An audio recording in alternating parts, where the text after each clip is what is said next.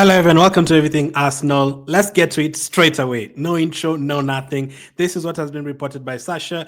Arsenal are in advanced talks with Sporting CP regarding Viktor Gyokeres, and the club feel they are within a touching distance of the finish line. Gyokeres has already agreed a 5-year contract. So Sasha says that Gyokeres has already agreed to join Arsenal on a 5-year contract. Now, we don't know the details of that, how much you'd want to be paid in terms of wages, but there's obviously that one stumbling block, and that will be to convince Sporting on how much you are going to pay for him. So the players already agreed to join Arsenal. We know that Arsenal do like a Gyokeres, but we also do like a certain other striker. It's between the two. Personally, I feel like this time you're not going to be disappointed. I feel like it's going to be one of them. Who? I don't know. It's going to be either Gyokeres or Sesko, whoever is going to become available quicker on a cheap, we are going to end up signing them. So that is how I feel. But Sasha does say that we are within touching distance of the finish line. So we've not just started the race. No, we are not even in the we're not even in the middle of the race. No, we are like on the, in the 10,000 meters, we're in the last stretch, the last 100 meters.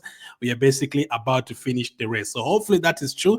I do feel like we're ahead of Man United. I do feel like we're ahead of Chelsea and Juventus when it comes to Gyokeres, but it's up to when it comes to money. I think it's all about money. I think if Gyokeres becomes like 60 million, 50 million, I think Arsenal are going to get him right away. And what a signing that would be. Surely it's too good to be true, man. I'm thinking Gyokeres, Eze, Rodrygo, surely it's too good to be true. You've ever thought about something and you're like, nah, it can't happen like that. Surely not.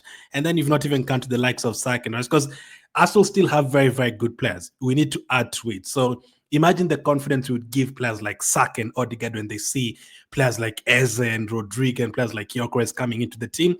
That would be absolutely huge. Now, Sasha is not the only one who's reported on Gyokeres agreeing to join Arsenal. Get French News have also said Arsenal are close to reaching a verbal agreement with Sporting CP centre forward Viktor Gyokeres, who wants to join the Gunners, according to L'Equipe. So L'Equipe have that to report. And on the article, they've said Arsenal FC are close to reaching a verbal agreement with Sporting sensation Viktor Gyokeres, and the Gunners are in the market for a centre forward after their Premier League title charge derailed last season, partly due to a lack of little firepower up front, as Kai Havertz and Jesus suffered season-ending injuries. They go on to say that the outlet understands that Arsenal sporting director Andrea Berta has set his sights on signing Gyokeres, who is of interest to several Premier League clubs. It appears the Gunners are leading the race to sign the Swedish centre forward, as the latter is keen to join Mikel Arteta's squad. Gyokeres' agent Hassan is reportedly close to a verbal agreement with the Premier League runners-up. And then they go on to say Gyokeres has lodged 54 goals in all competitions last season, and Sporting have every intention of letting him leave on their terms, but is reportedly aiming to strike an agreement just south of 70 million euros to bring Gyokeres to North London. So 70 million euros, let's just calculate that very quickly. Euros, let's see how much it is in pounds. So 70 million euros, that is 60 million pounds. So 60 million pounds is what Andrea Berta wants to get the deal done for. I think Sporting wants around like 75 million pounds, or close to 80 million pounds. So there's a gap there of like 15 million. But if Andrea Berta is able to pull this deal while paying like just 60 million or 50 million, maybe the add-ons, I think it has to have add-ons there. I don't think they'll just agree with them. With just 60 million, just that, I don't think, unless you're paying it right away. I think it's going to have to be something like 60 million plus a few add-ons here and there. Now, we've seen the experience of Andrea Berta at Atletico Madrid. We've seen how he's been able to pull the deal for Subimendi. If he's able to pull the deal of Eze as well on installments, which I'm confident, I was confident heading into this transfer window because of him. If you still had the same regime from before, the board members and all that, I wouldn't be sure, because we've already seen it for the past 4 or 5 years. But because we have Andrea Berta who's done it before, and he has the experience and he has the connections with agents and all that, maybe he's able to, to get the deal done. And also, the fact that he wanted Gyokeres. He came and said, we were told that he wants Gyokeres ahead of Sesko. Sorry, he wants Gyokeres ahead of Sesko. That is, we could actually end up going his way, especially if the Sesko deal turns out to be very complicated. So it's great to hear that we already know Gyokeres wants to join Arsenal. It's great to hear that he's already agreed to join Arsenal. He's basically going on strike. He said he's never going to play for Sporting again. So that is good. The ball for that deal, the ball is in our court. Yes, money wise, if you want to pay the money, you're going to get him right away. If you want to wait for the money to go down, unless you're very, very confident you're going to get the player and you're willing to wait and you know you're not going to frustrate Sporting and Gyokeres is not going to change his mind and Gyokeres is going to be an Arsenal striker before preseason, that's fine. You don't have to buy him today. But as long as you're very, very, very 100% sure that you're going to get him and it's basically almost like signed something on the side and said, I'm going to be an Arsenal player, you can try and negotiate. But the problem with that, sometimes the player might become frustrated. But as at the moment, it's Gyokeres being frustrated with Sporting, not really the Arsenal, because they had agreed that they would let him go for less than 60 million. So as of now, Gyokeres is not really frustrated with the teams that are targeting him. He's frustrated with the team that is trying to sell him, because they had an agreement and Sporting have changed on it. Sometimes, usually if a player feels like you're taking too long, they might just decide to go to a different team. But that is really, really good to hear on Gyokeres. And then this. L'Equipe, Arsenal are close to reaching a verbal agreement. Yep, our transfer news as well reported it, and it's looking good. It's I'm imagining him with an Arsenal shirt. It looks very good. Look at him. He had 4 goals in this game. Oh man, when was the last time you had a player scoring 4 goals in a game? Was it Sanogo? I know Ashavin did it. I know Julio Baptista did it back in like 2007 against Liverpool. Yeah, it doesn't. I think Sanogo did it maybe. Yeah, it's been long.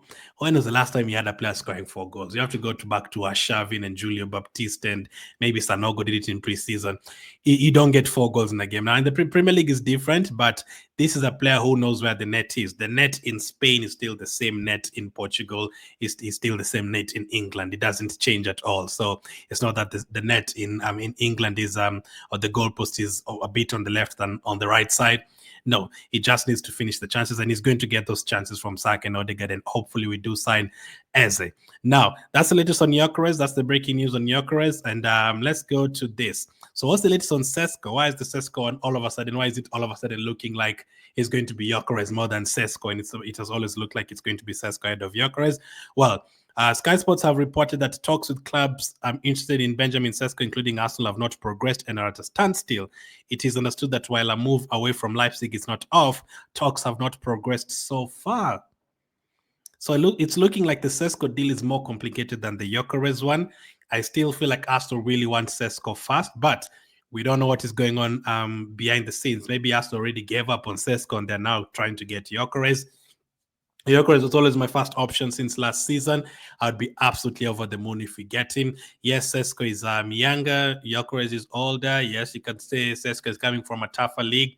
But still, as I've always said, scoring 100 goals in 2 years, I don't care whether you're playing in Saudi Arabia, whether you're playing in Canada, whether you're playing in New Zealand, whether you're playing in Kazakhstan or Bolivia. Scoring 100 goals in 2 years is a lot. That's a lot of good. That is a player who knows what the goal is. Even those penalties, people say he's been scoring a lot of penalties. We need someone to score those penalties. You know, we missed a lot of penalties last season. Sterling missed, Trossard missed, Havertz missed, Odegaard missed. So many penalties missed last season. So we need someone to score those penalties as well. So this would be an exciting deal. Now for Sesko, I think it also has to do something to do with money. Maybe it's not just that, because we've been hearing rumors about Sesko wanting a release clause installed in his deal. Does that mean he doesn't want to be at Arsenal for that long? He's seeing it like a 1 year, 2 year adventure before moving to a Real Madrid or someone else. Now that is not something that is going to make Arsenal fans happy. That would be something that would make Arsenal fans say, "Yep, just go for Gyokeres, forget about Sesko." And I would agree for sure, because you don't want a player who's just seeing you as a meantime kind of deal. No, we want a player who's going to come and serve us for at least 5 years and be here and trying to lead us to what we are trying to achieve. So looking like the Sesko deal is very complicated at the moment, more than the Gyokeres one. So I think it's going to depend on which one becomes cheaper first and which one becomes easier to do. So if Gyokeres becomes easier to do, you're going to get Gyokeres, hopefully. If Sesko becomes easier to do, I think you're going to get Sesko. So hopefully just it's one of them. Hopefully you don't end up with a plan C or a plan D. Hopefully one of them ends up joining Arsenal. And hopefully since now we're in July, hopefully we get to know which player you're going to go for, because that is going to take another 1 week to try and get the deal done. because of money. But if you focus on one, maybe you're going to have a better chance of getting them. So that is great to hear on Gyokeres, but that's latest on Sesko. It isn't advancing. So if the Gyokeres one breaks down, then we have a lot of work to do on the Sesko one, unfortunately. Now, Matt Law has this to report. Arsenal looking to sign a striker, a wing, and attacking midfielder. So David Austin confirmed this as well. We talked about Eze earlier on. Arsenal are very interested in signing Eze. Eze wants to join Arsenal. Team News and Ticks reported that it could be 60 million plus 8 million in add-ons, the 60 million in 3 installments, which would excite Arsenal a lot. Eze was a former Arsenal player. Premier League experience. We talked about him on the live show. Make sure to check it out. We discussed all about Eze. It would be exciting, but I've always looked at it as, yes, Eze Gyokeres is fantastic, but I still need a winger. I still see Eze as a number 10, number 8 kind of player who can help Odegaard in the 10, and sometimes against those low blocks, you can have both of them on the pitch, but you still need a left winger on the pitch. Now, I want us to keep Martinelli in the team. I don't want us to sell him. Looks like Arsenal don't want to sell him as well, unless big money comes in for him. That is what you are hearing. So we still need a left winger. Now, is it going to be Rodrygo? Is it going to be a different player? I don't know. Rodrygo's deal, the ball is not in our court. You have to wait and see whether he wants to move away or whether Madrid want to sell him. But if you get Eze and you get a striker and you also get a winger, you have a lot of different options. You can approach a game against Everton today with Eze and Odegaard as the 2 number 10s. You still have Martinelli on the left, Saka on the right, and a striker up front. The next game you're playing against like a Liverpool, you can afford to have both Declan Rice and Zubimendi in midfield, and then you have like an Odegaard on Eze, or maybe in that game you have Eze on the left side, and then you have a strike up front, and then you have Saka on the right, like different approaches, If you're trailing 1-0 in the 60th minute, boom, you're off the bench. All of a sudden, you can bring on Havertz, you can bring on Martinelli, you can bring on Odegaard off the bench if they're sitting on the bench in that game. A lot of different ideas. That is what I want us to have. So I don't want us to also put ourselves in a corner where it's only Eze and he has to play on the left wing, and if he's not available, there's no one else because we've sold Martinelli. No, I don't want that situation. I want us to have several options. We look at Eze. Wow, he can play 3-4 different positions. Look at Saka, he's absolutely on form. He's killing it on the right side. You look at Havertz, he can start some games, he's scoring, he comes off the bench, he does the job. We want that. Merino is there, you have Zubimendi there, you have Nogard who can come on and do something. So that is great. So that's the latest on Eze as well. It's looking like it might happen. Now, there was also news that has just come out. Rodrygo was just about to start recording. For that, actually, I wanted you guys to see this. I'd forgotten to show you this. As a last season, offensively, he had an XG of 10.5, more than anyone in the Arsenal squad. That is big. He also had 8 goals. Only Havertz scored more than him. I think Havertz had 9.